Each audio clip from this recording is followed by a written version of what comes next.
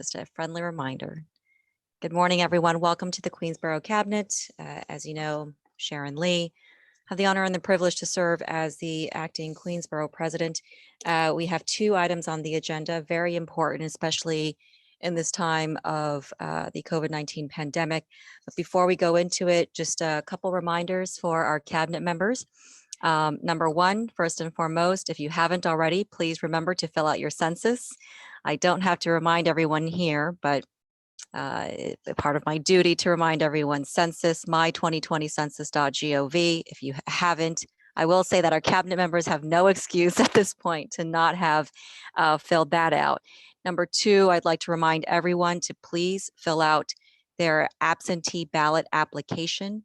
As you may know, the governor issued an executive order that allows every registered voter in the state of New York to have an absentee ballot for the upcoming June election so that you can vote safely.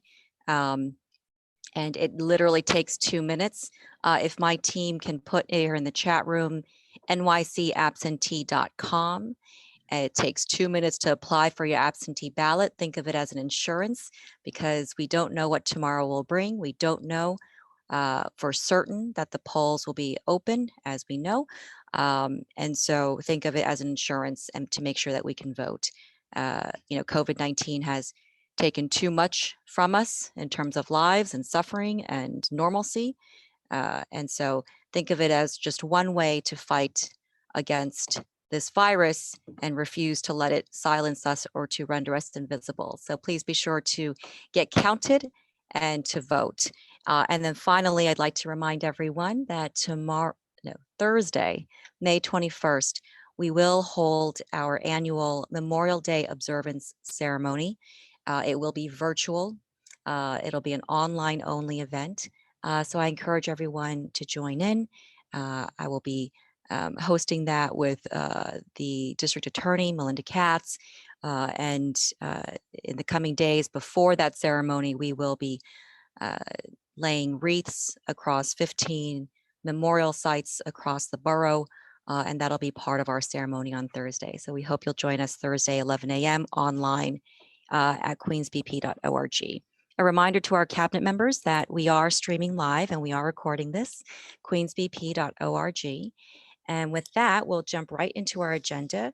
We've got some distinguished speakers here today, and I know their time is very valuable, so we appreciate them making their time to address our Queens Borough Cabinet. First up, we will hear about the Get Food NYC program from our food czar here in the city of New York. Recently, it feels like a lifetime ago, I'm sure, but last month, the city of New York launched a new initiative aimed to provide food to residents in need, especially to help stem this tide of food insecurity across the city of New York, but especially here in Queens as well. It is a partnership between the mayor's office and the New York City Council. Commissioner Catherine Garcia, who has held many, many hats, and she is personally, to me, one of the I admire her among many of the commissioners, but you're one of my most admired commissioners. I will confess that. But Commissioner Garcia is here with us this morning. She is our city's food czar. So I suppose I should address you as Czar Garcia. During the COVID-19 pandemic, Commissioner Garcia's team has done direct outreach with the city's food pantries, aiming to use funding provided by Get Food NYC to allow them to directly provide food to the most vulnerable. She will deliver an overview of the program to our Borough Cabinet this morning. And with that, welcome, Commissioner Garcia. Please begin.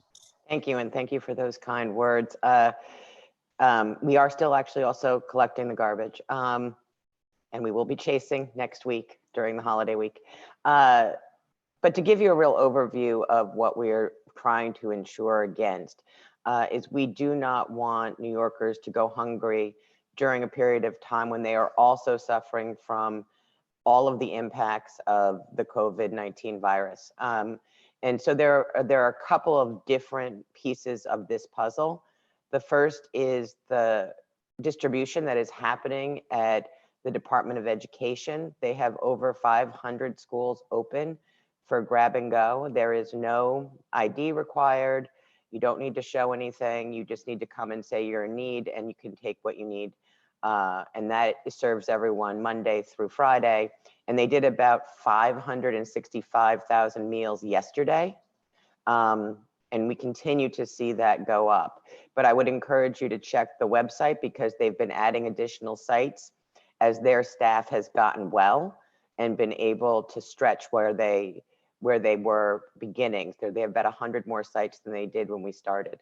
In addition to that, we have delivery for people who are COVID vulnerable, can't go out, don't have money to go out. And this is particularly for seniors or for people who are have compromised immune systems. That's really our target audience. And those are food deliveries that you can either go on the nyc.gov/getfood website, or you can call 311. In addition, we have done a lot of work with the pantries across the boroughs to make sure that they had the support and the food that they needed to do distribution. We are seeing very long lines at all of these different sites. And so really with a lot of leadership from the council, we are getting money out into that network to make sure that it is available for people. So, I mean, that's really sort of the broad outlines of what we're doing. We also are watching the supply chain pretty carefully. You know, particularly this week and next week, we anticipate that meat prices will be going up. It's what we're hearing from the wholesalers. But there is food coming into the city, but we continue to change our habits. And so the supply chain is having to catch up to our new decisions about what we want to eat, which tends to be more calorie dense, more shelf stable, you know, pasta, beans, rice. But we are seeing some of the grocery stores, particularly ethnic grocery stores, come back and reopen. So we're very excited to see that happen. But we are keeping an eye on all of that as we move through this particular crisis. And so with that, I'll turn it back over to you, and I'm happy to answer any questions. Thank you, Commissioner. Any questions from the cabinet? Well, I'll start. The long lines you've mentioned at the food pantries, I've seen them firsthand. They're very troubling, and they've grown. They've definitely grown in the past 2 months. Just off the top of my head, You're muddy. Are you able to hear me now? You're still a little muddy. Can you hear me now? Yes. Okay. Some of the long lines that we've seen have grown over the past Mhm. couple of weeks, substantially, compounding. Harding Ford in Jamaica, La Granada in Flushing.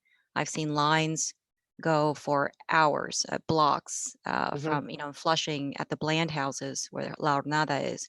The other day I saw the lines reaching from College Point Boulevard all the way down to Main Street, wrapping around and coming back to College Point Boulevard. Mac from Board 7 can probably attest to that. So the need is very, very acute and visible.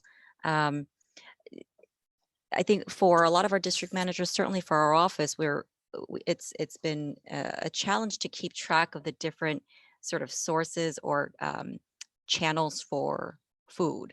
So we've got the home delivery meals. Then we've got senior centers and CBOs that are providing food. Then we've got these emergency packs or kits, and then the school meals the grab and goes. Can you give us a sense? What's the quality of those foods? Like if we were to take a snapshot today, and if we were to collect a sample from each one. So it's really very varied. Nobody is able to meet the need from one vendor. So we have, you know, almost 40 vendors.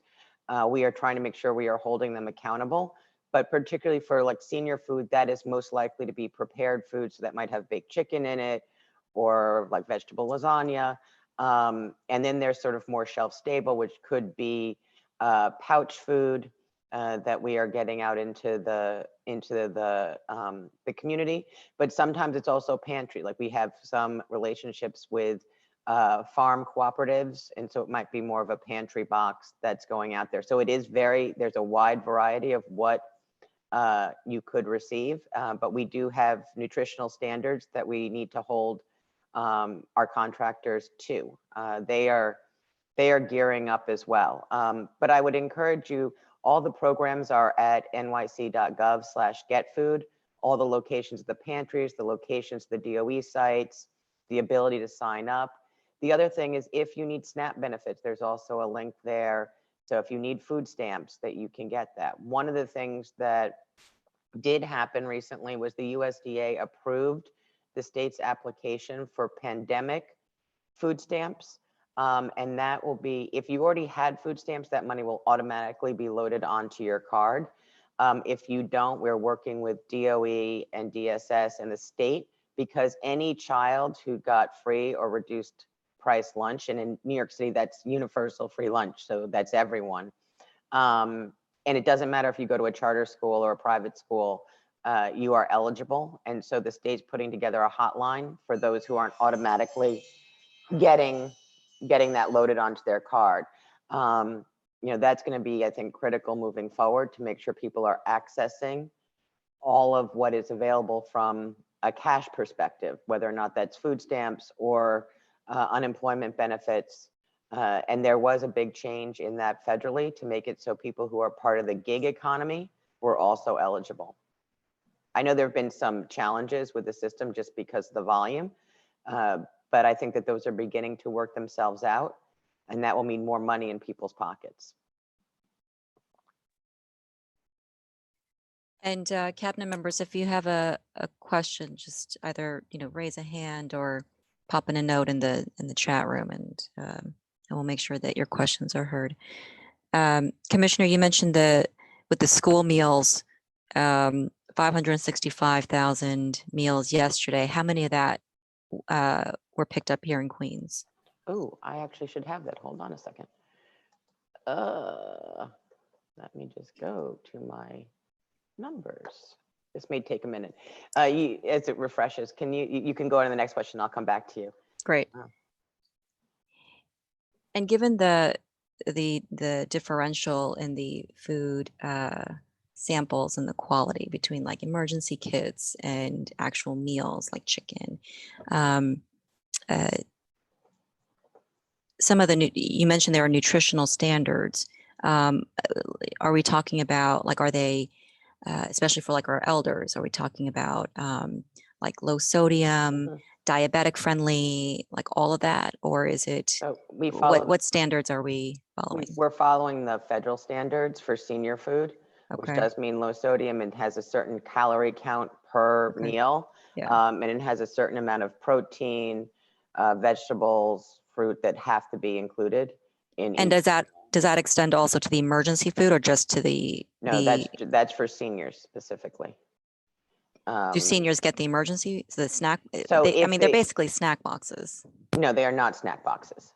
They all have protein requirements in them and vegetable requirements in them, all of them. They're not snacks. So when we see like granola bars and crackers, I mean, it doesn't feel like a real meal. Is it? Well, they'd also, that qualified as a meal. Then that box would normally also have tuna packets in it, canned meals in it, cereal, milk. So shelf stable material. All shelf stable material. Yeah. Yeah, not cold milk, like Parmalat milk. Yeah. So in Queens yesterday, residents picked up just shy of 140,000 meals. And how does that fare with, like, say, a month ago? Oh, a month ago, citywide, we were doing about 100,000 meals. Wow. So we are very much larger than we were. And then, we delivered 105,000 meals yesterday in Queens. Okay. So, there is an enormous amount of food that we are distributing. Yeah. To make sure that people don't go hungry. And we're trying to make it so that there are no real screens that could trigger public charge or anything like that. Okay. That's assuring to hear. Any questions from the cabinet before I continue? Just checking in. Okay. Some of the CBOs, the providers, there have been a lot of questions and concerns about the cap on enrollment, enrolling, new clients into their food programs, whether it's the home delivery meals, which I understand is not necessarily in your purview, but it's still part of the food insecurity, and also the increase in the need for food. But also for like the meals that senior centers are giving out or delivering or providing. Can you give us a sense of what those enrollment numbers are, what the caps are now? Will those caps change in the new fiscal year, which is just around the corner? Certainly. So there are two programs for seniors. One that I do, which is all the seniors who were getting congregate meals before, like going to a senior center, having lunch. We have taken that on, and so the Department for the Aging had estimated about 25,000 seniors regularly went to a community-based organization. This week, we're going to deliver meals to 59,000 seniors. So that is sort of the way how the congregate meal program has moved. There was the case managed senior population that was done that had home delivery, but also had a lot of other pieces to it in terms of supporting those seniors. They should be able to take in those seniors, and I think that there's been some confusion. If somebody needs case management and not just food, if they need just food, we can provide it. There is no cap. If they need something else in order to manage living alone, there's some other issue, then they would be going into the case managed system for DFTA. But if they just need food, and the senior center can enroll them, or they can call 311, and we will be trying to move them into the senior food through that as well. But senior centers can enroll people into the food system now. Even if there's no cap. No cap on my system. I see.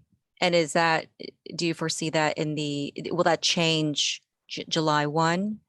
Or no foreseeable change? I don't see a foreseeable change. It is an extraordinarily expensive program to be running considering the need, but the mayor's been very clear that he's willing to spend money on food.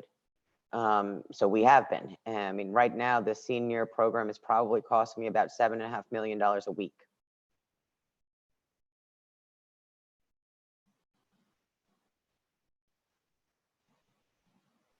Any questions from the cabinet?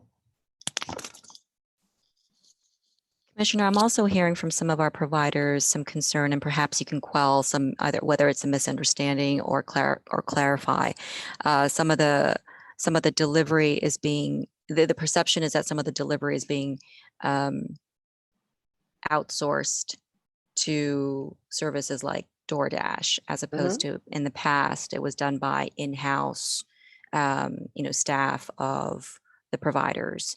Can you give us some clarity as to, is that really what's happening on the ground, or if there's a perception of that, or if it is happening, what's the reasoning behind that? Certainly. So anything that was formerly part of the case managed home delivery, we have not changed.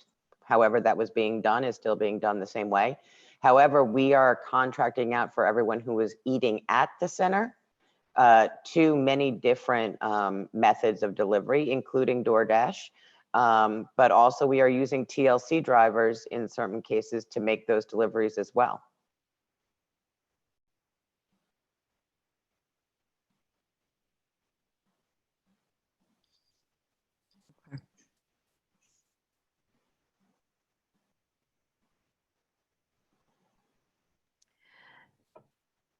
The other day, there was something that was it was brought to my attention. It was deeply concerning. We brought it to your team's attention and they clarified, but if you can also assure us. So the concern was, there was an announcement that for Ramadan, the holy month of Ramadan, there would be meals provided to the tune of thousands. Not uncommon and certainly praiseworthy, especially in a city like New York. There was a news report that I saw that showed military grade MREs being provided. Now, your team was able to clarify that was not the only thing that was provided. It was part of a larger meal. So that's context. But are military grade MREs something that we should anticipate in these meal or food packages moving forward? Is that something that So is I would standard? I would not classify them as military grade in any stretch of the imagination, but Okay. we are providing shelf stable pouch meals, which might be one of them was chicken pot pie, one of them was chili, and so though you will see those. This is emergency food, and in order for us to make sure we are able to get it out there, we are going to use pouch supplies. They actually don't taste that bad. I did try them. But that was not the only thing that we did. We did pantry boxes to CBOs that we worked with the city's community assistance unit to identify leaders in the community who could do distribution of pantry boxes. We also have for seniors sort of several different vendors who are doing prepared meals. But I think that we are going to be adding all of those sorts of things moving forward. And so I don't view pouched meals any differently than I view could be canned chili. Those are shelf stable food that I think is appropriate for us to be sending out. But we added also more halal sites, more halal food at our DOE sites. And we also are adding more variety. Those kitchens at DOE are being certified by the imams so that they can do more different meals, not just vegetarian, but also do sort of chicken sandwiches and things along those lines. We're having to bring in some other equipment to make sure we meet the standards, but we anticipate that to start next week. The MREs, those were part of a package. Do you anticipate us getting to a point where it will be the only thing we distribute? Or would No. it always be part of a pack, like a larger? Yeah, it's part of a larger package. I mean, because we need, it's like you need those sorts of meals, but you also need to have balance within those boxes. Yeah. And we're going to keep refining what we're Yeah. doing, but at this particular point, basically, we are just adding vendors very quickly because it keeps growing. And so I need more providers in terms of food. So as we're working on quality, we're also just working on volume. And the vendors, are they local? Yes, actually, most of them are local vendors. Some of them are just big. A lot of them are big catering halls that are doing this sort of prep work for us. But it's a lot. I mean, I've got more than 30 vendors. Even on the halal side, I have more than 7 vendors on halal, and we're probably adding 3 more over the weekend. So there will be variety as those come online. And the vendors, if there are vendors out there, entrepreneurs, businesses that would like to be part of this, how would they go about that? Certainly. So they should just send an email to nycfood@dsny.nyc.gov, and we will share the RFP. It's open, and so we are still taking responses to it because we have not been oversupplied yet. Let me just say that as the need continues to grow. So the need is still outpacing the supply. Okay. Yeah, we are just keeping up, and it just keeps growing. Yeah, and we've seen that visibly. We have a question from Florence Caloris of Board 1. Hi, good day. Thank you, Commissioner. We've been on every single week since you started your weekly updates for the district managers, and they've been very informative.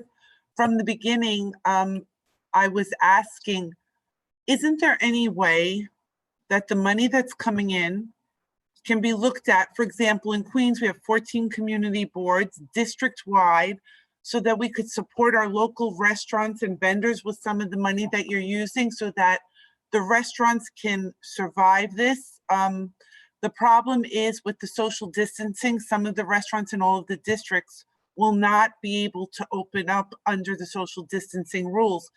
But if we were able to have each district provide food to its own residents, it would help keep the community vibrant. It would help you have more vendors, and it would prevent a lot of problems down the line later on.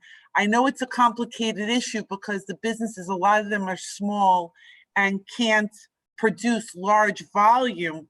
But for example, in Astoria, we have hundreds and hundreds of restaurants. So it would put a big dent in our community in what you're trying to accomplish. I also wanted to ask about the summer.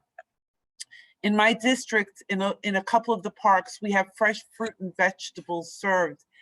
Do you know yet, I know this is premature, but will they be able to do this summer of fresh vegetable and fruit giveaways where people can come with SNAP and use their benefits with social distancing lines if everybody stands 6 feet apart, and they can get fresh fruit, they can get vegetables and all those kinds of things? So it's two parts. Thank you. So if I think you're referring to the Grow NYC pop-ups. So we have not changed those, and we've actually expanded some of what they're doing right now. And they've been in several communities where we didn't see a lot of pantries. There are some gaps. So they've been giving out food boxes in those neighborhoods. And then in terms of restaurants, we are dealing with restaurants. But in order to manage this logistically, I need them to be able to be relatively sophisticated in terms of technology, as well as being able to produce large volumes of food in order to meet this need. And so, we'll continue to look at how we can plug restaurants in, or whether they could become little consortiums. But right at this point, it's like what I'm looking for. And there are several, I think, Queens folks who are participating, and they're going to be your bigger players who can produce large volumes of food. Any other questions from the cabinet? And Commissioner, I know you have a commitment to head to, so we'll start wrapping up. I think I may have missed it. The emergency kits, what's the volume? You said like 565 for the grab and go at schools. What was the volume for emergency kits? So for emergency prepared and pantry boxes, not going through food pantries, we probably did over 760,000 yesterday. And how many of that was in Queens? Over 100,000. Got it. Thank you. And one last thing I'll bring to your attention, which is probably not a surprise. When we go back to the quality of the foods, and I understand that the volume, we're barely keeping up with the demand, or with the need, I should say, not the demand. And I understand the need to have shelf stable. There are a lot of concerns, especially from our elders, in terms of the quality, in the sense where, fresh milk and, things like that.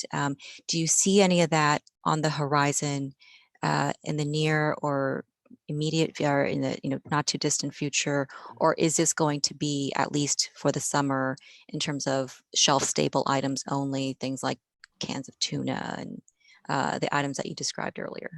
So as I said, for seniors, most of that is prepared food.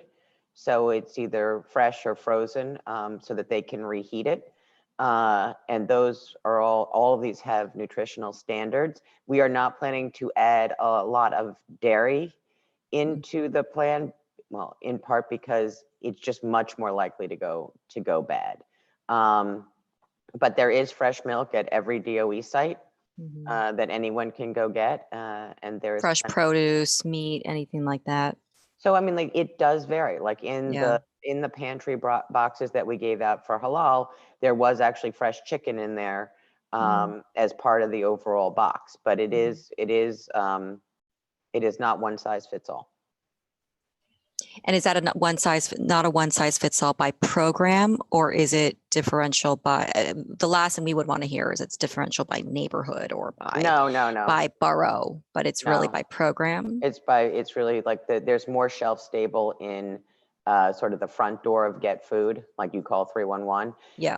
Yeah. It's much more prepared, fresh if you were on a senior center list, Right. and we know that you're a senior, and so Right. that would be the variation. Okay. All right. Again, Commissioner, we know your time is valuable. Thank you for being here. Are there any closing remarks you'd like to make before signing off? No, I am like it is pretty daunting what we're confronting, but I feel like it also gives us an opportunity to really think about food more broadly in the city of New York. And what is really our base? You know, before this started, there was 1.2 million food insecure New Yorkers, and we were sort of okay with that. And so we need to rethink what are we okay with and how do we support neighborhoods that are really struggling. And that was 1.2 million New Yorkers food insecure at a time of prosperity. At a time when we had what, Yeah. 3% unemployment, 4% Yeah. unemployment. Yeah. You know, what will this look like and what are we prepared to do? Right. All right. Well, thank you again. You're certainly welcome to stay, but again, I know that you have Yes. other commitments to attend to, so thank you very much. Thank you. Up next, we have our friends from the Department of Transportation joining us today. I think I saw Commissioner Garcia, another Commissioner Garcia. Hi, Nicole Garcia, everyone knows and loves. Also joined by Greta Suarez, Queens Borough Planner, who will be delivering the presentation on behalf of DOT. As everyone knows, DOT's mission is to provide for the safe, efficient, and environmentally responsible movement of people and goods in the city of New York, and to maintain and enhance the transportation infrastructure crucial to the economic vitality and quality of life for all city residents. During this pandemic, the city of New York agreed to open up 40 miles of streets to allow for greater social distancing. These open streets allow pedestrians and cyclists to use the roadbed of streets while maintaining at least 6 feet of distance, or trying to maintain 6 feet of distance. And as we know, most sidewalks aren't even 6 feet. So that was a real challenge to maintain social distancing.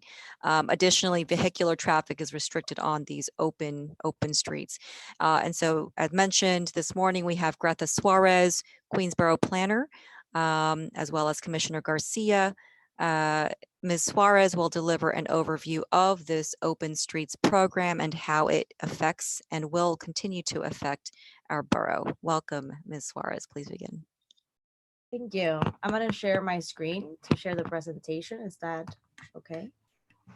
I think I do have access. Okay.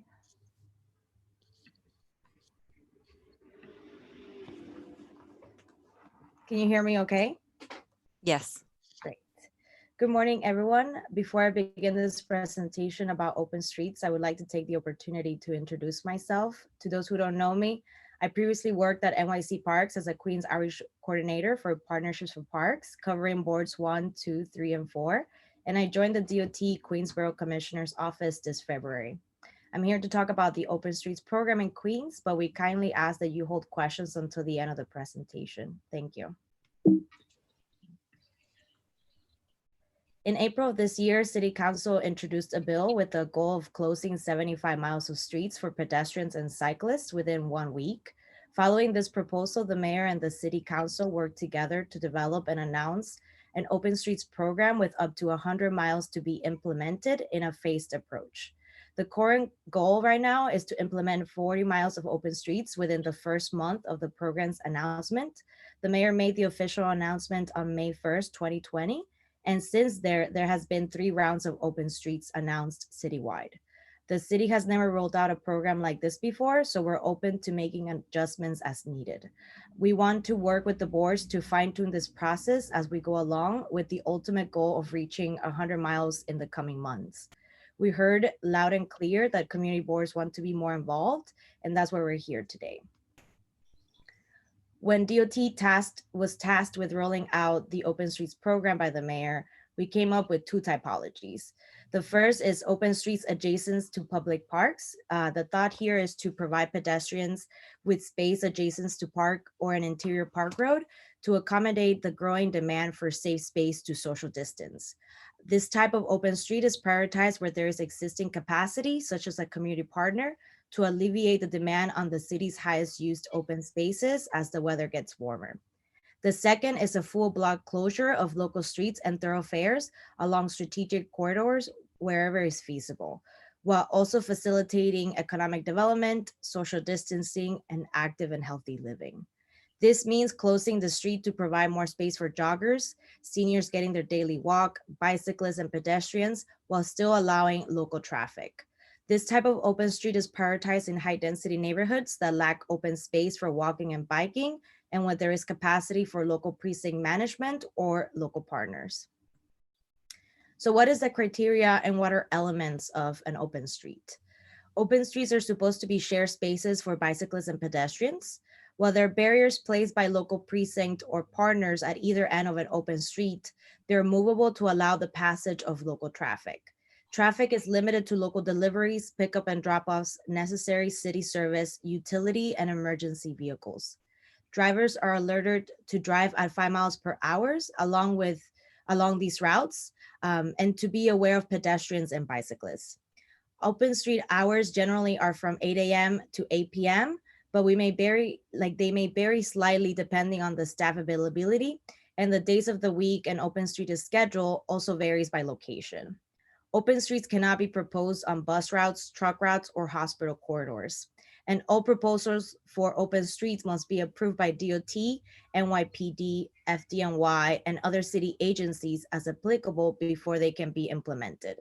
Currently in Queens, DOT is working closely with the local precincts to support this program. But as we continue to roll out more open streets, we hope to reach more community partners such as BIDs, local volunteers, block associations that can help us with the implementation.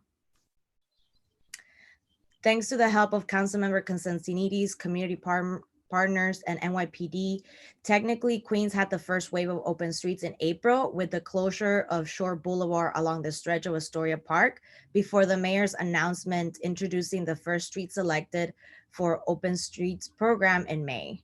At DOT, we saw this as a sign of the appetite for opening up strategic streets to biking and walking during this unprecedented time.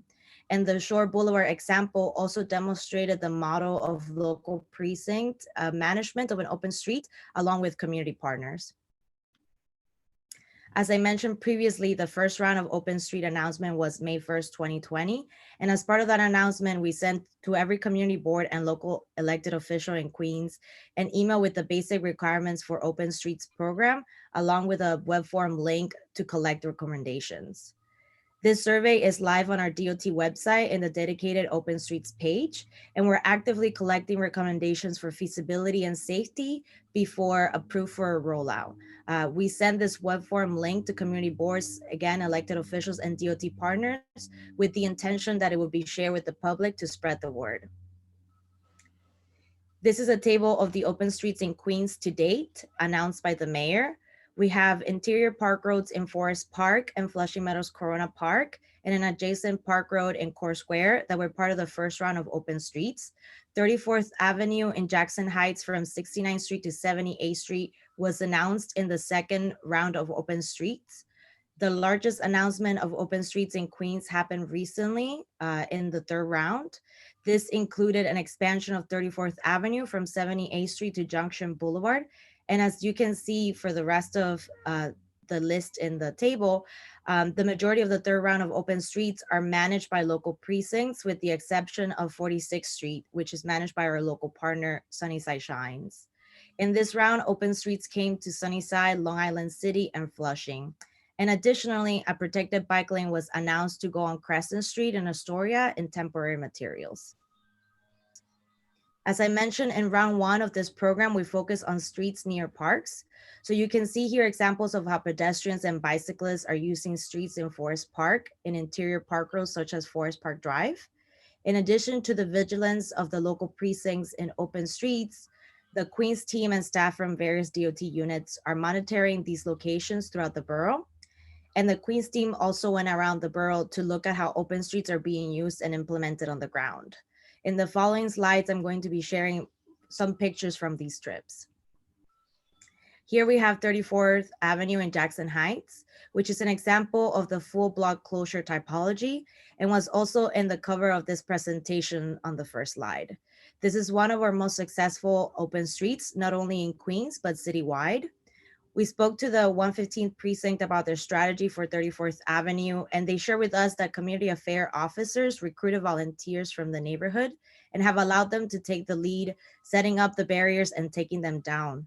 And throughout the day, the precinct also monitors this open street with sporadic visits. As you can see in these photos, people who live in buildings have the opportunity to find the space to teach their children a variety of activities. For instance, how to ride a scooter during this pandemic. This is Gilman Avenue in Sunnyside, which is park adjacent to Lulu Dottie Playground.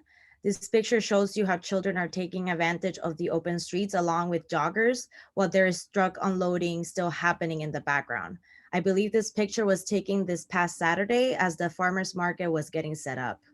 We have observed too that open streets are mostly populated after 5 p.m. This is 39th Avenue, also in Sunnyside. This street was already a bicycle-friendly road with a shared bike path, and now the open street allows pedestrians to share the road with bicyclists.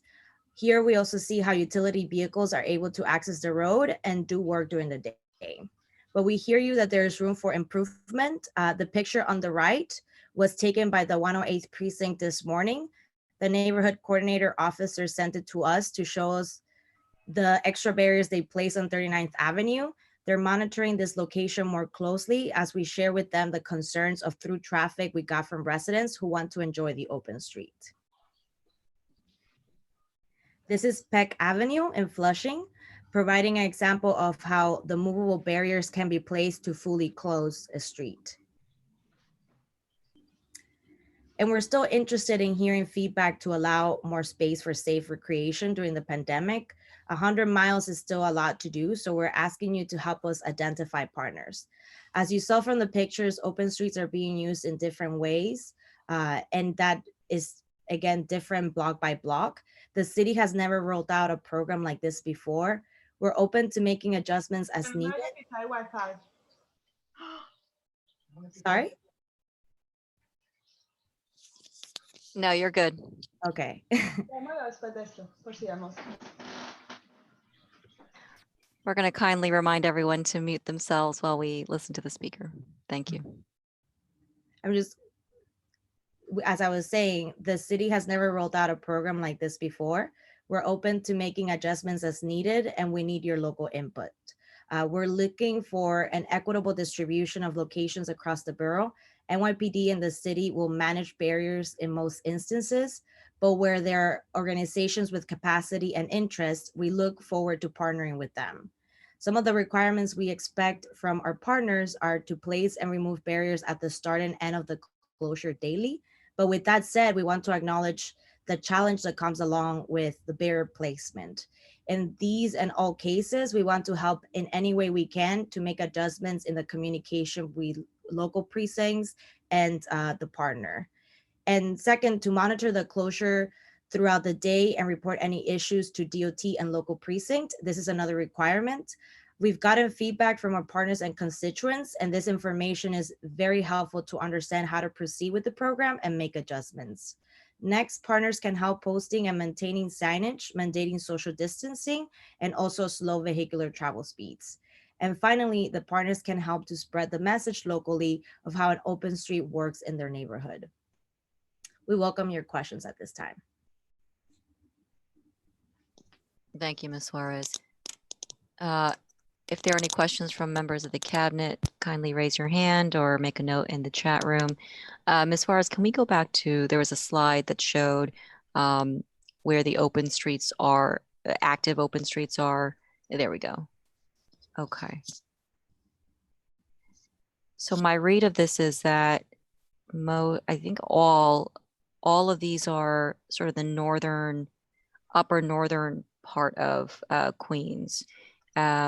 Any in the hopper for southern, more the southern parts of Queens, southeast Queens, Rockaways, and also further, I guess not, further east of Queens has a lot more space than western and central, but southern and Rockaways. Thank you, Borough President, for that question. The first 3 rounds of open streets in Queens do focus on Western Queens. With that said, though, we have 2 in Flushing that were announced in this last round, and we're still trying to vet more open streets to, again, form an equitable distribution across the borough. We have by no means ended this program and have not forgotten about the rest of Queens. We also wanted to focus on Western Queens in this first 3 rounds, because the majority of the pandemic and those neighborhoods in Corona and Jackson Heights especially were the hardest hit with having the most hotspots. But we do acknowledge that all of Queens needs this program, and we're right now currently working to expand it to those parts. I see. So the determination of the first phase of open streets was based on COVID-19 hotspots? The determination was a combination of the feasibility working with first responders and also seeing where we could feasibly put the locations while monitoring them in a phased approach, because this program, again, is very new, and it was a very quick response to implementation.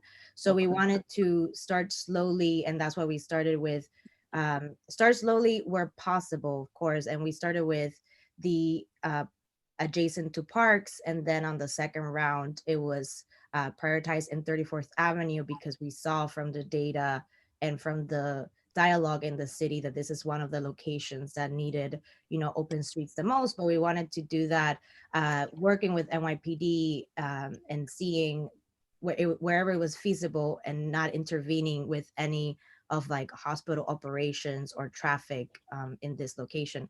And seeing some of those successes, that's why now in the third round, you have more open streets in Queens, and there will be more in the coming rounds for the rest of Queens. Okay. Yeah, and good morning, Madam Borough President. I just like to kind of further emphasize and clarify what Greta has explained is that, obviously, we never imagined how quickly COVID would just, spread across the city and force us into our homes and force us to social distance. And obviously, the city council had proposed 75 miles of streets. There were a lot of comparisons, as you all had read during the early days of COVID, that Oakland, California was rolling out 70 miles of open streets. You had Florence, Italy dropping, 10, 20, 30 miles of bike lanes for their residents. And so we wanted to be, as the center of this epidemic, we needed to respond quickly. So there's a task force. DOT works in partnership with NYPD and also with City Hall, all the first responders, etc. So as we were moving quickly to open up streets for safe social distancing, exercise, meditation, etc., we worked to identify, along with our partners, and parks played a very critical role here for, I want to say, the lowest hanging fruit. Those were the interior park roads. We know that they're a great amenity for drivers, cyclists, and pedestrians, but we chose those first because we knew those didn't need to be vetted as much because there's a whole traffic network around the parks. And sometimes, you know, in parks, they close those streets like Central Park, Prospect Park, et cetera, during, you know, the summer, et cetera. So that's why we activated quickly to focus on the interior roads and those adjacent to parks. I will also say, and this is why I really want to encourage all of the boards to distribute that online link to your civics, to your community partners, to the nonprofits that you work with. We received, because you know, this web form is like 311, like anyone can suggest an open street. And we don't want to create panic because there's a lot of streets that don't fit this criteria. We have a lot of buses running along a lot of Queens streets. So I would say that from what we've seen, and my deputy Jason Van Ray has also seen along with Greta, a lot of the recommendations that we're getting through this web form are coming from Western Queens. So I'd really like to encourage those in the eastern part of the borough, the southern part of the borough, to please help us. We've made contact with some of our partners there, and we're trying to work through some details. So, Borough President, I absolutely want to say you will see more open streets in the parts of Queens that you had mentioned. But we really, really need who we call respectfully and lovingly the 14 families of Queens. We really need your help to widely distribute this where there is not a community partner. If the site is feasible, we work with the local precinct as we did on 34th Avenue, and it's working out fantastically. So I just want to say there's going to be more of these throughout Queens. We have 100 miles to go. There are 30 citywide to date. So we're almost at that. The mayor gave us until May to announce 40. We're at 30 citywide. We have 10 more to go, but we need your help to accomplish 100. Thanks for that. And of the 30 currently, so it's the 6.31 miles in Queens online now, are of the 30 online now. What is Queens's goal of the 40 current goal? I don't think we have a quota, but what I would say is that just vis-a-vis the other boroughs, Queens has the most lane miles, even though Brooklyn's the most dense. We have the most lane miles, so that's a big responsibility for DOT. So, you know, obviously we have to vet from NYPD, FDNY. We have to work with the local hospitals because we certainly don't want to slow down that AMS response time. But you know, logically speaking, we are the biggest borough in terms of lane miles, so I would assume that we're going to see a lot of open streets. So my understanding that the 40-mile current goal is not broken down by borough, it's just 40 Absolutely citywide. Okay, and so 6.31 of the 30 online are currently in Queens. Okay, That is correct. got it. And Ms. Suarez, going back to what you were saying about hotspots, I mean, I will bring to your attention that hotspots are also in, you know, like Community District 14, Community District 12 have some of the highest positive cases or higher positive cases in zip codes. So just bring that to your attention. I have a few more questions, but we've got some questions from members of the cabinet. First, we have Debbie Markell of Board 2, followed by Mark McMillan of Board 13, followed by Marie Adam Ovide of Board 8, followed by Florence Coloris of Board 1. Good morning, everybody. Thank you, Madam Borough President, for the opportunity to ask a question. Great presentation, Greta, and Commissioner Garcia. Thank you for doing all this. Who is responsible if an ambulance needs to get down these streets? I just came up from 39th and Woodside Avenue, Barnett. The way the barricades are, there was enough room for a car. There was not enough room for an ambulance, and there was not enough room for an oil truck who made a U-turn and went back a different way. So who is responsible to move the barriers or to let people in or out? Because, you know, time is of the essence for a fire truck or an ambulance. That saves lives. So I'm concerned Especially, I did come up that way this morning, and I was a little concerned that if, God forbid, an emergency response and no one was there, what would happen?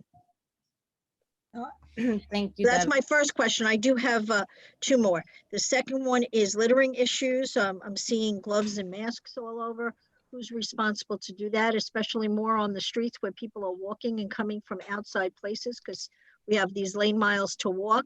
So I want to find out about that. And maybe we can add some more garbage cans or something.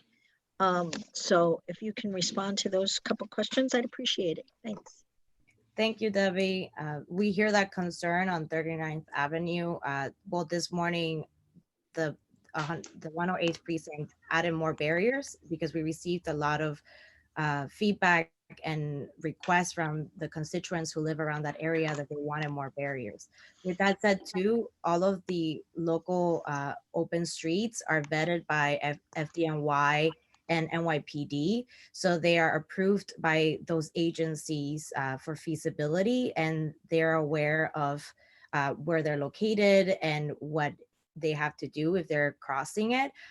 When you have a local like FDNY or a police car that has to go through, if they're not able to get through the space that is allotted to them, then they can get out and remove it and move. In some cases where we have local partners that have eyes on the street and are working actively, the local partners can move the barriers if they're seeing the car come through. I did come through that this morning. Again, there was no local partners. It was just some barricades, enough for a car. But if an ambulance had to come down, it would be a time issue, and that concerns me.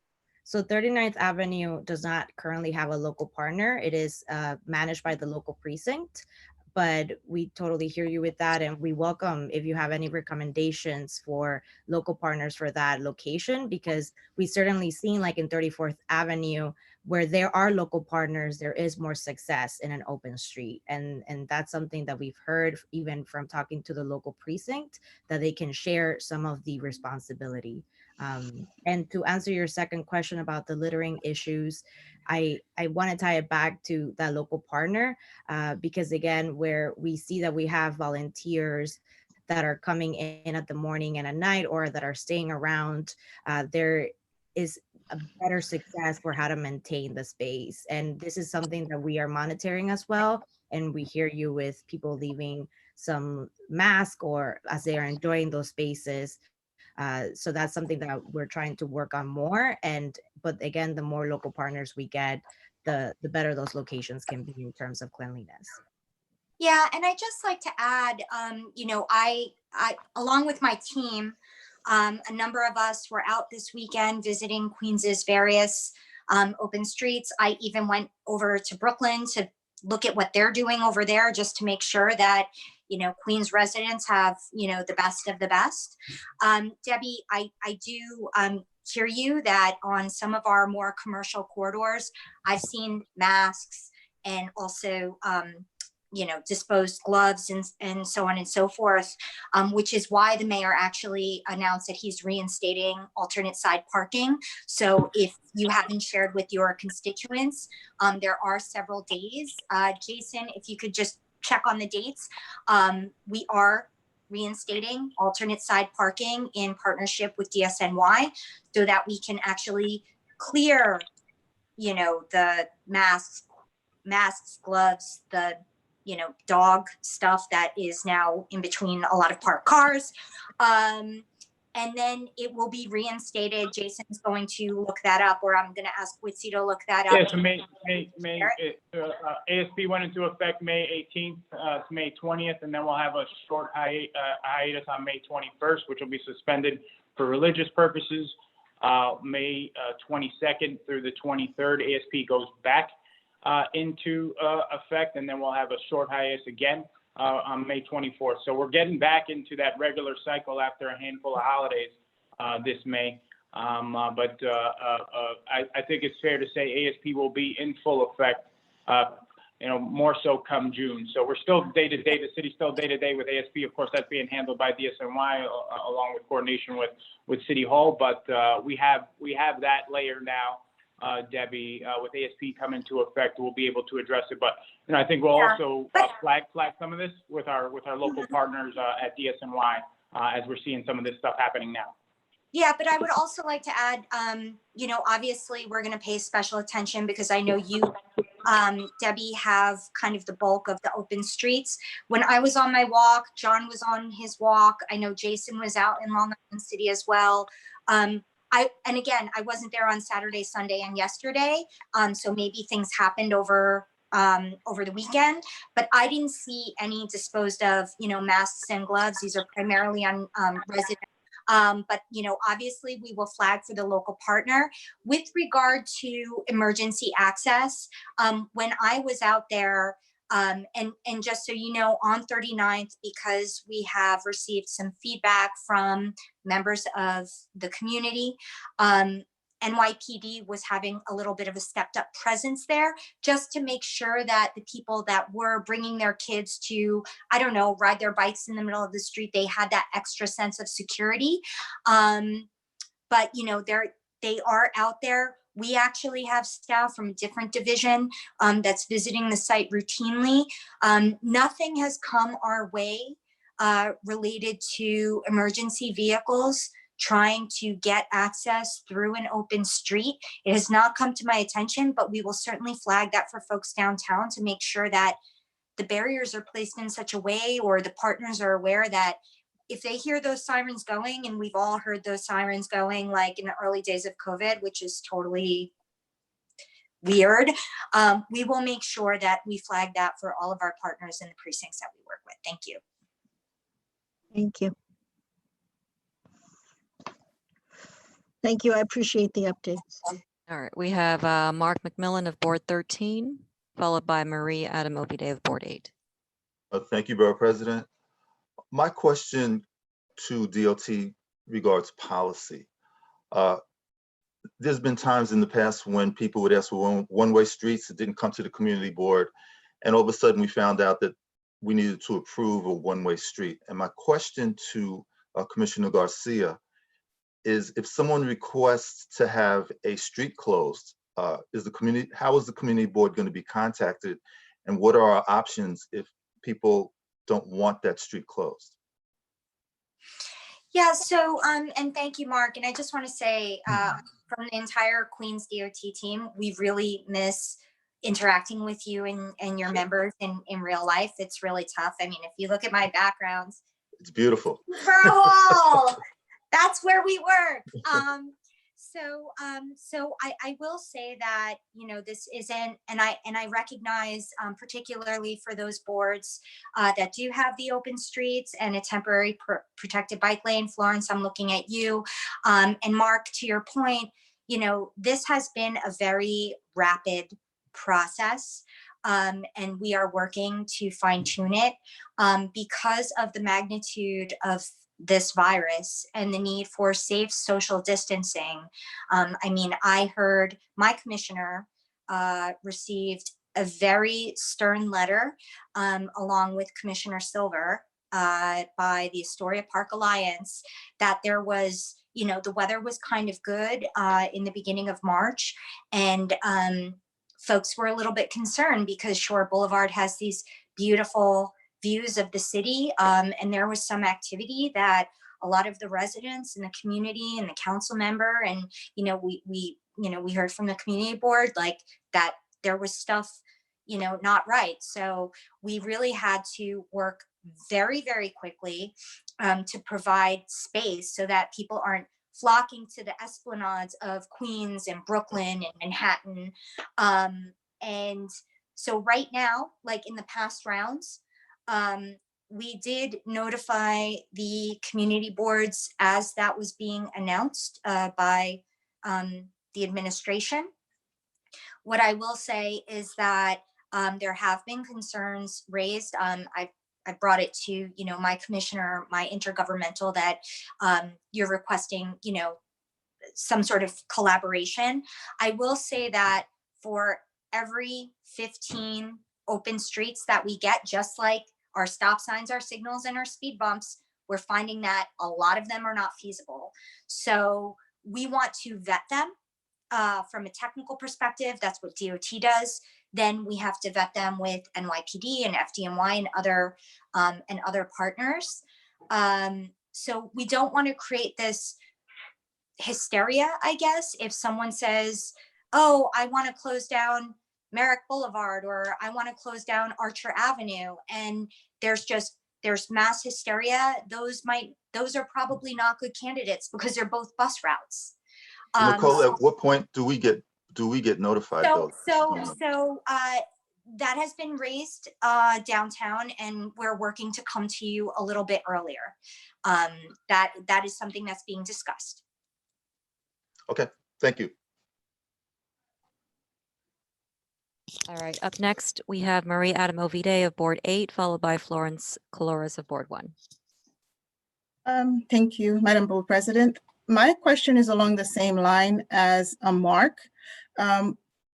We had a complaint from one of our civic leaders about 193rd Street along Cunningham Park being closed, and they reached out to us. How come we don't know anything? How come we're not sharing information? And it turned out that I guess it was under review.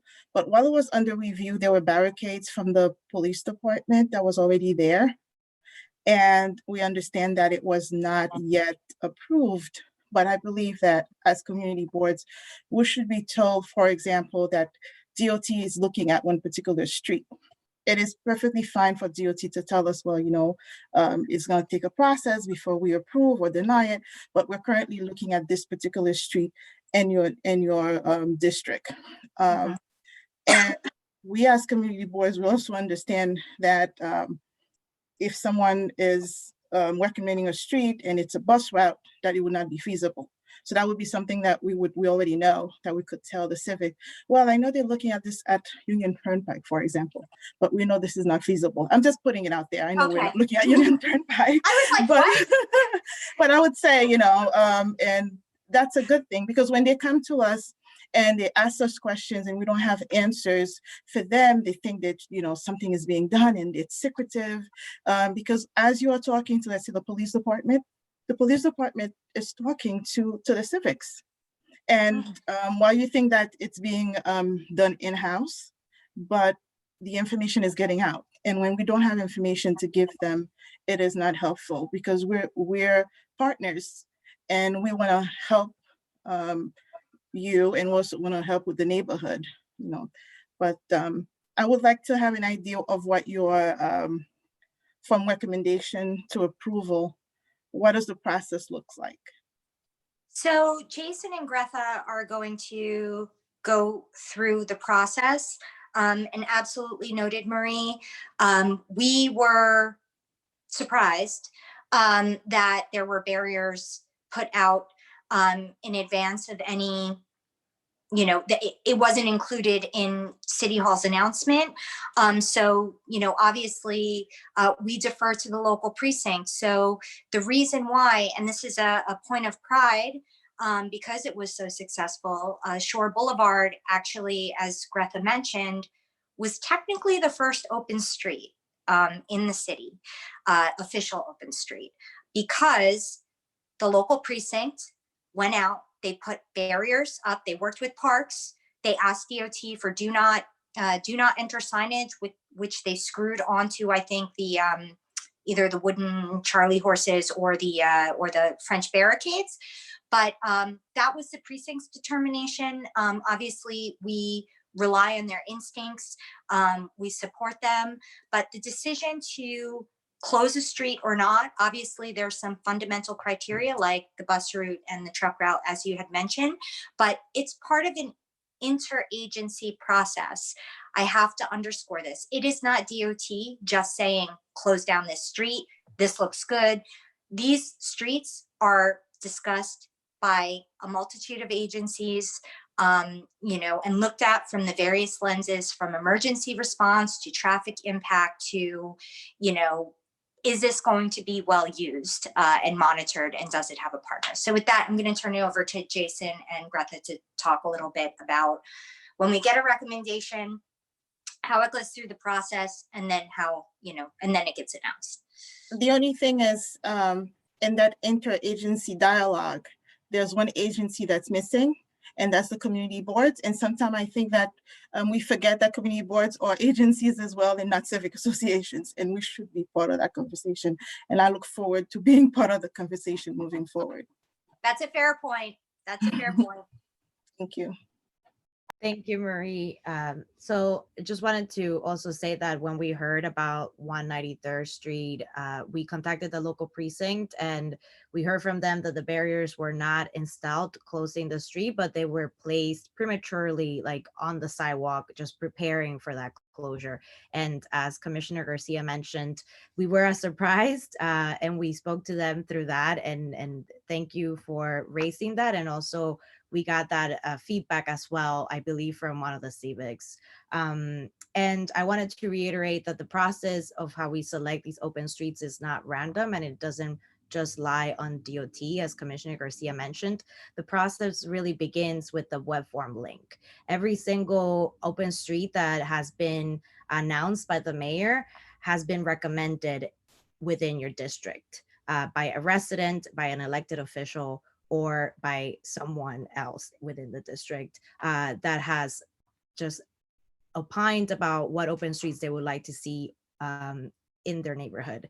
Then that list gets vetted through DOT with the engineers and urban planners, and even our local office, where we look at them and we provide commentary, and we narrow down some of the locations, looking at whether they are truck routes, hospital corridors, or any bus routes. And immediately, if they don't fit that qualification, they're not going further in the process.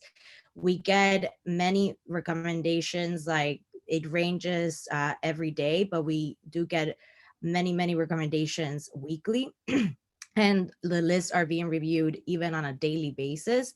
When we narrow them down, then we send them to an interagency working group, which is made up of like first responders along with DOT, and FDNY and NYPD provide their feedback for these streets. And then it is also sent to City Hall to review. And then finally, the mayor selects which ones from that list that has been vetted and narrowed down.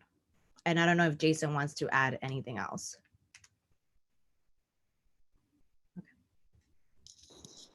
Yeah, Great. thank you, Greta. I just wanted to add another point. I think for every street, we've approved so far, there's about 5 that we haven't approved because of connectivity issues and/or connections for deliveries, emergency services, or utility work. So, that conversation is happening, but I think, now that we're here, we want to make sure that we're refining the process. I think it's also good to, one of our colleagues, my brother from another mother, Al Silvestri, who you guys all know, when we were discussing this yesterday, gave us a good talking point, which I think helps put this into context. Even though we're not at 100 miles of our city streets, which we hope to achieve open streets on, is only 1.6 of our city miles. It's a small percentage of what we're trying to achieve for our residents here and for our constituents.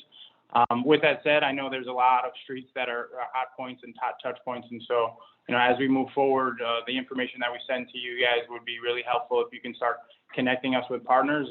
One of the things I just wanted to say, just because we're surprised about how 34th Avenue, is working so well. I myself have been working very hard with the team, along with 11 schools and PTAs along that stretch. And, we've been building a lot of relationships with those kids, with the parents and a lot of folks in those buildings. And, that constituency wanted a quiet corridor, and they're giving that to us right now, because they have taken the ability and responsibility while working with the precinct to take ownership of that street. And now we're seeing it, and they're seeing it and experiencing it in a different way that they never had the opportunity for. So, this conversation is really healthy and rich towards us getting, solid connections within the community to have better partners in an effort to see the same success we're seeing on 34th and other communities, especially in Southeast Queens. Because Southeast Queens, I wanted to say this earlier, this is also acknowledged, Madam Borough President, that's also an area that's been hit hard. I've been on some interagency calls, and we got a lot of recommendations from Councilmember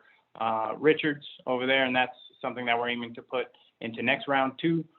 So, look to you guys to further put some pressure on us to make this a better process as we work with you guys on approving the notification.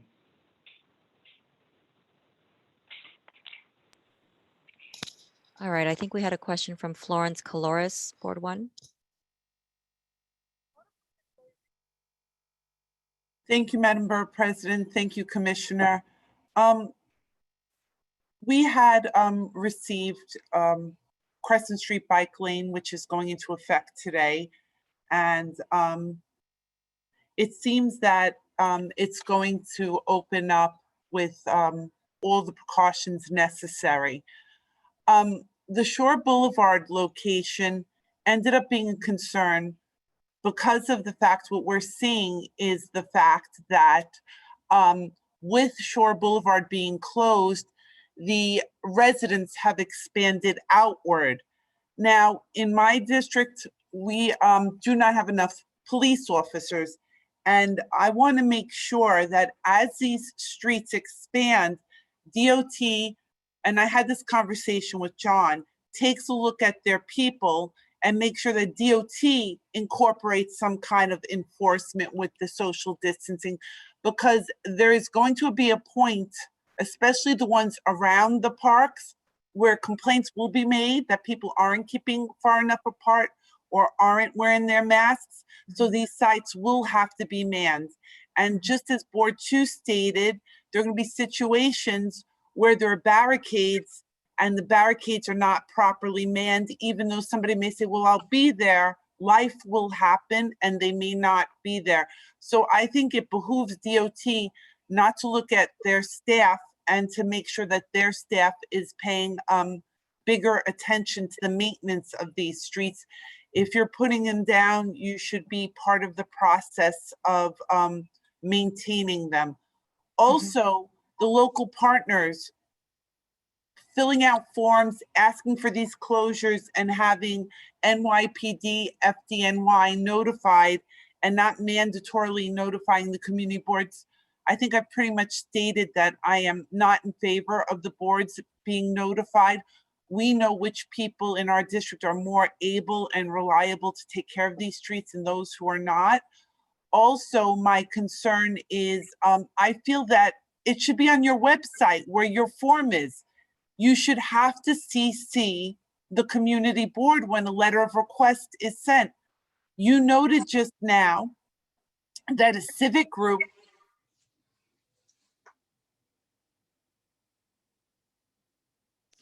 Florence, we're having trouble hearing you. Florence? Oh, you We can't heard hear you me. at, My we heard computer you went at, yep, we heard you at, you noted that civic groups. And then Yeah. it cut out. Oh, I noted during this meeting that a civic group in my district wrote a letter to you about Shore Boulevard. I had no idea that that civic group contacted you, that that letter went out. I was completely uninformed. We're the grassroots, and I've said this before. We do all the grunt work for everybody else, and when people can't get things done, they ask us to help to get the things done. I want it to be clear, we want to help, we want to do the right thing, but we need to be in the loop all the time. And it's up to you also to tell the civic groups and the constituents, reach out to your community board. We don't have advertising, we don't have people waving our flag, and we're here to do a good job. We want to do that job. But if you're not telling the people to reach out to us, we don't know. And that's not right. It's just not right. So on the first point about DOT staff, we are not just sitting behind our computers kind of planning and plotting out where we're going to create open streets programs. My team has been out there to all of the open streets, walking them up and down. We also have folks that, we're a very big agency and we have a lot of staff that do live in Queens. So I know Debbie, we had some local staff in our traffic planning and management unit. I think yesterday or this morning, Jason and Greta can confirm, but we were actually improving the signage on 39th Avenue and also on Skillman Avenue. So we are starting to be physically present to assist in these open streets efforts. As you may have heard, the mayor did announce that he is beginning an initiative where he's going to dispatch various city employees on a volunteer basis to be social distancing ambassadors. So those folks will be rolled out. I actually joined Commissioner Trottenberg, the mayor, Commissioner Silver, and Councilmember Peter Koo on Saturday to hand out masks in Flushing Meadows Corona Park. And we also provided little cards that talked about why it's so important to wear a mask. You're going to be seeing more of these efforts. DOT, other staff are going to be there. We really, take that in stride, and you will be seeing more of a physical presence of DOT and other agencies in these open streets. To your point about the CB notification, and to Marie and also to Mark's point, we hear you loud and clear. That is something that we have been discussing with the right internal folks. And I said this to Florence, and I will say it to you all. You are not the only borough that has raised concerns about hearing about these streets as they're being announced. So, we're looking to fine tune that process. Again, this is very new. As Greta said, the city has never done this before. We have a very aggressive mandate to get 40 streets in. So, over the next 60, we are definitely going to improve upon that process for sure. And the commissioner and the folks that need to know are very aware.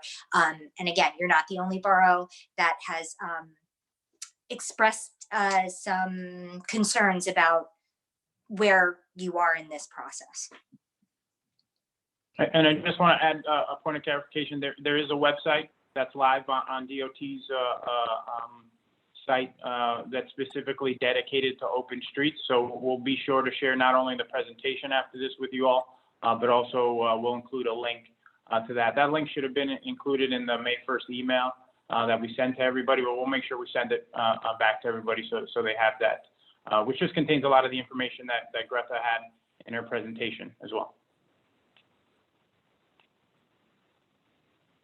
I'm going to include the link on the chat right now, just so that you have it in this moment. But yes, we'll follow up with an email as well. And is this the link to offer suggestions of where it should be, where open street should be? So do you mind, Borough President, if I share my screen right now? No, not at all, please. Okay, 1 second. That's a long URL. Is there a short link? I will double check that if there is. We will ask for one. Yeah. Yeah. Just, So this is open streets. Mm-hmm. This is the website for the dedicated page within the DOT website for open streets. When you type in your search engine NYC open streets, this is the first page that pops up. And this has all the information of the open streets citywide. There is a map where you can, right now it's not showing up, but last night I was playing with, there you go, where you can zoom into the streets that are in your borough. And then there is a full list of all of the streets in every single borough in citywide. The link for recommendations is right here, fill out an Erland survey. And that's what links you to the page that I was sharing. And another thing just to mention, because there was a question from Debbie about drivers looking to access specific streets, and then she also mentioned emergency services. A lot of us I know use Google Maps, and working with our partners, Google's actually updated their maps, their live maps. You guys can go on there now, and the open streets that are live right now within your communities are highlighted. there, so folks who are driving will get to see some of that in an effort to, avoid those streets and get rerouted around those streets. So, there's another layer of communication when it comes to our constituents knowing that these open streets are live, especially for folks that are using some of these driving apps to get to from point A to point B.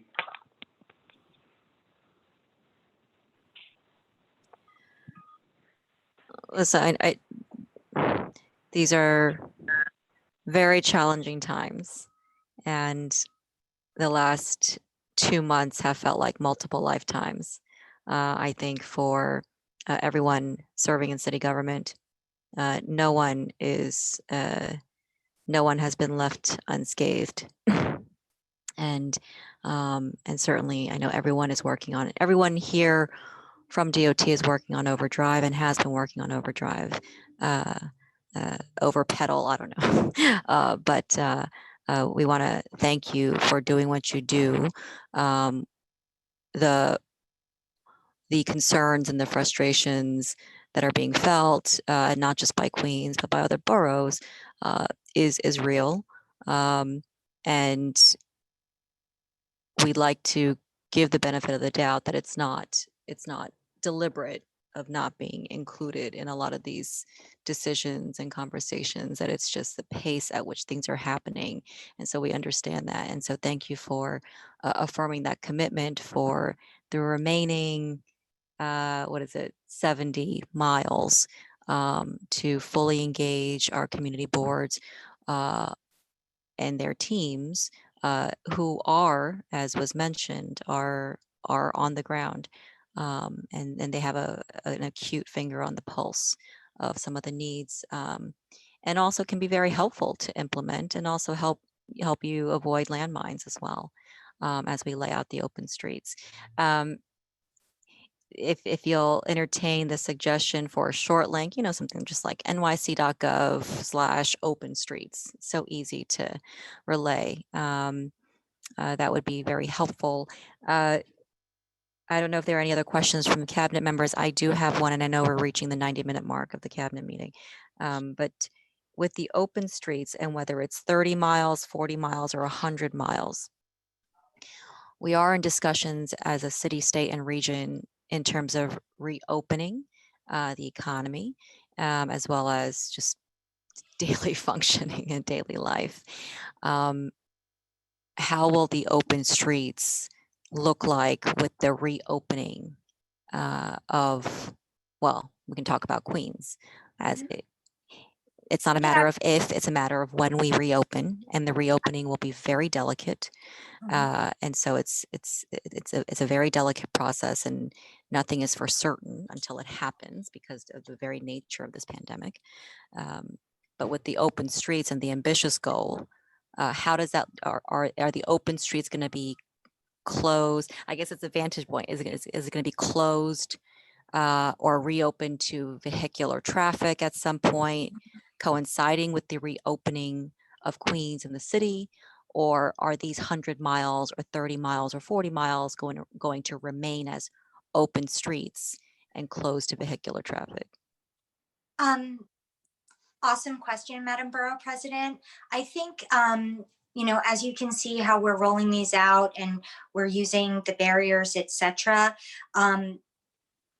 They will change as folks are returning to work, as children are returning to school, as our restaurants and other businesses and industries are coming back online. These are flexible. So I can imagine that, when our commercial corridors, etc. There is talk about, and again, nothing, has come from, on high about how this will look, but we do know that other cities are starting to do, street and sidewalk cafes and stuff like that. That's all part of the conversation. So these measures, just like the protected bike path that we're putting on Crescent Street, they are in temporary materials, because we do know that this city is going to recover. And we want to be as flexible and as as adaptable to the needs of the local communities. So if an open street isn't working well for, you know, someplace in Long Island City, and we need to kind of adjust it, work with Denise and Debbie, we are happy to have that conversation to meet the needs of the residents, the local businesses, etc. And will the closure of an open street, so resuming vehicular traffic, will that be phased? Will it be kind of a off switch, on switch type of situation? What are we planning? I think it remains to be seen. I mean, as you know, we're rapidly responding. So, Yeah. you know, if we need to make an adjustment to an open street, we will do that. If there are businesses that obviously, and right now, all local businesses or utilities, what have you, if they need access to a particular block face in an open street, they're not restricted from that. But if it's not working, for, you know, as we return to work and school and etc., I think we're happy to enter in that conversation, maybe shorten an open street by a couple of blocks, or, you know, maybe take it out altogether. I think that's part of a larger conversation, you know, to everyone's point who asked a question, a larger conversation with the community board, with our partners at City Hall, with NYPD, you know, with, you know, even my own urban planners working for DOT. So again, you know, it's all TBD, but these are designed to be flexible and adaptable to meet the needs of the New York City communities that they serve. These being the open streets, or the Yes. streets as part of the Yes, they're not open street not program. permanent, just like the bike lane on Crescent Street. You know, these are being rolled out in temporary materials, non-fixed materials. Okay. Okay. Any other questions or comments from the cabinet? All right, Commissioner Garcia, do you have any closing, and Borough President, Ms. Suarez, if you have any closing remarks, but before you do, yes, Vicky.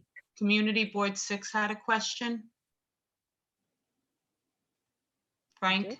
just raised his hand. Oh, sorry, I didn't see you, Frank. Oh, that's Frank okay. Galuccio. Thank you, Borough President, and thank you, Nicole. We appreciate everything you're doing. I really do. But my question has nothing to do with DOT. Aren't you happy? Actually, it's a statement for you, Borough President. Yesterday, during our meeting with the mayor's office, there was a question among some of us with regard to face masks, that they seem to be giving out face masks everywhere. And the community boards have been left out of that loop. I was wondering if there's something you could say and or do to the powers that be to let them know that people are calling our offices. Do we have face masks? How can we get involved with that? Not that our offices are open, but they will be open shortly, as you said a little while ago. And I want to be prepared for that, especially if you're on a street level, or so many of us go out to our seniors at different events. We should be part of that procedure, that loop, whatever you want to call it. So if you could do anything, we would, I'm sure, I'm speaking for a lot of people now, we would certainly appreciate it. If anybody wants to piggyback on that, please do so.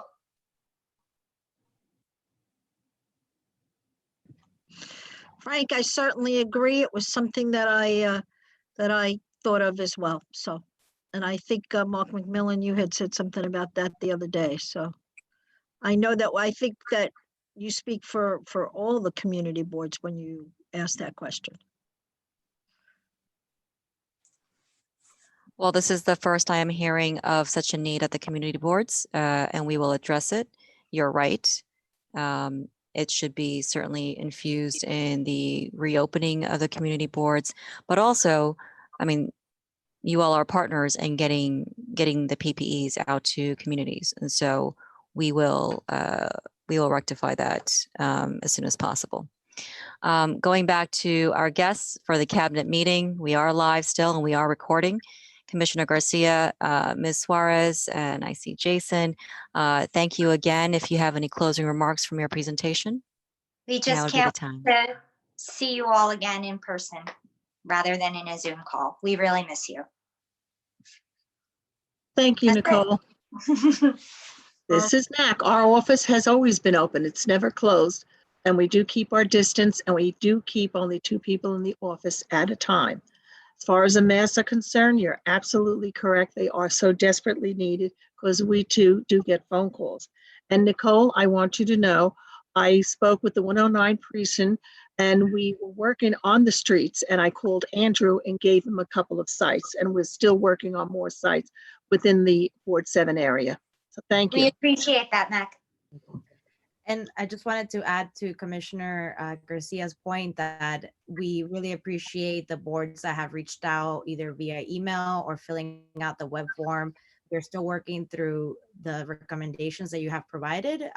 This is something that we're looking into, and all of the borough planners that are assigned to your districts are also in this process, like recommending the sites based on what they know about your boards and locations. So we can't stress enough how important it is that if there are any organizations that you can highlight for us that can be potential partners in this, we really want to hear from you. And we've also heard from constituents who may not want to be volunteering for an open streets, but they're recommending them nonetheless. So people can still recommend even if they don't necessarily want to participate in the manning of the open streets. So thank you. Thank you, Madam Borough President. Good job. Thank you. I just have quick housekeeping. So I have not seen Community Board 3 on the meeting. Giovanna, are you here? Community Board 12, Yvonne Reddick, are you here? Okay, there are a couple of Yes. folks. Yvonne, is Hello. it you? Hi. Good morning, everyone. I'm here. Okay, I didn't see you earlier, so I didn't know which number you were calling from. There are 2 people, I think. Witzlander, I apologize if I'm saying your name wrong. We'd like to know which agency you're from or elected official's office. It's Witzerland and I'm with DOT. Okay, I'm sorry. I apologize. It's okay. No, it's no problem.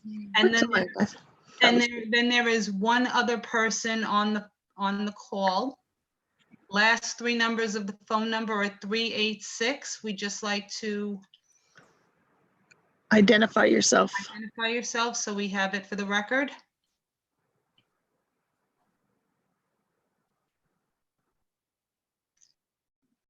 All right, well, I hope you enjoyed the show, whoever that person is. Thanks, everyone. Have a great day. We'll see you soon. Bye-bye. Bye-bye. Take care.